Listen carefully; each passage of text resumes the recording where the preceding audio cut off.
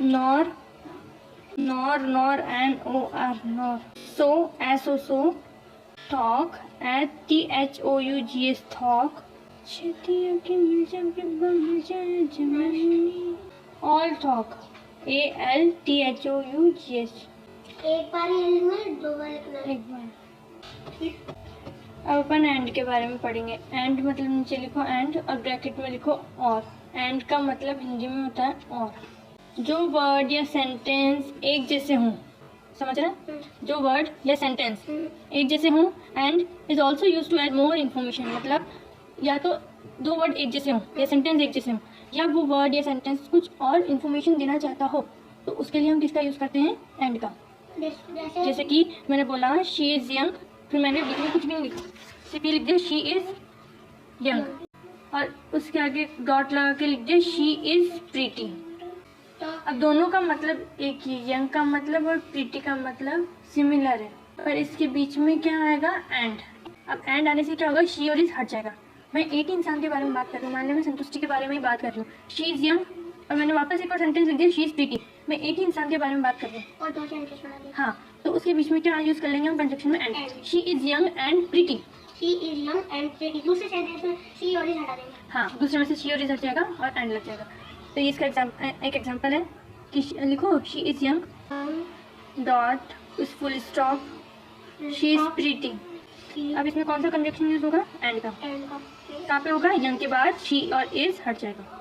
She is young and pretty. वो खूबसूरत है, वो खूबसूरत है और सुंदर है। अब सेकंड है और, ओ आर, और का मतलब होता है या। जल्दी जल्दी करो अक्षय। और का मतलब होता है या। और हिंदी में इसका मतलब होता है या। तो हम ऊपर भी और लिख रहे थे, नीचे भी और लिख रहे थे। वो हिंदी में एंड का हिंदी में मतलब होता है और। तो सुनने में तो दोनों एक जैसे हुए। हाँ, पर मतलब अलग है, उसका हिंदी में मतलब और होता है। ये इंग्लिश में और है और इसका हिंदी में मतलब होता है या। मुझे चाय और कॉफ़ी हिंदी में बता रही हूँ सेंटेंस, मुझे चाय और कॉफ़ी दोनों चाहिए, तो इसका मतलब क्या हुआ? नहीं, इसमें बीच में कुछ नहीं लगाना, मैं सिर्फ तुमको या और में फ़र्क बता रही हूँ। मैंने बोला मुझे चाय और कॉफ़ी दोनों चाहिए, तो इसमें मैंने क्या चीज़ मांगी? इसमें एंड लगा। अरे मैंने, मेरी बात सुना करो, मुझे चाय और कॉफ़ी दोनों चाहिए। इसमें चाय और कॉफी मांगी। अब मैं बोल रही हूँ मुझे चाय या कॉफ़ी में से कोई एक चीज़ चाहिए, कॉफी। तो मैंने तुमसे क्वेश्चन करा कि मुझे चाय या कॉफ़ी में से कोई एक चीज़ चाहिए। इसमें मैंने तुमको क्वेश्चन करा, जो इंग्लिश में और होता है ना, उसका मतलब होता है या। तो उसमें मैंने तुमसे क्वेश्चन करा, तुम्हारे घर पे मेहमान आते हैं, तुम पूछते ना चाय लोगे या कॉफ़ी लोगे, ये थोड़ी बोलते चाय और कॉफ़ी दोनों ही ले लो, ये बोलते ना चाय लोगे या कॉफ़ी लोगे। तो और का इंग्लिश में मतलब होता है क्वेश्चन करना किसी से, आप चाय लोगे या कॉफ़ी लोगे, मीठा लोगे या नमकीन लोगे, पूछते ना। और जो इंग्लिश में एंड होता है और एंड का मतलब और होता है, तो उसका मतलब होता है दोनों चीज़ चाहिए, मुझे चाय और कॉफ़ी दोनों चाहिए, मुझे नमकीन और मीठा दोनों चाहिए। समझ रहे हो तुम? मतलब कि इंग्लिश में एंड का और का मतलब क्या होता है, इंग्लिश में और का मतलब क्या होता है?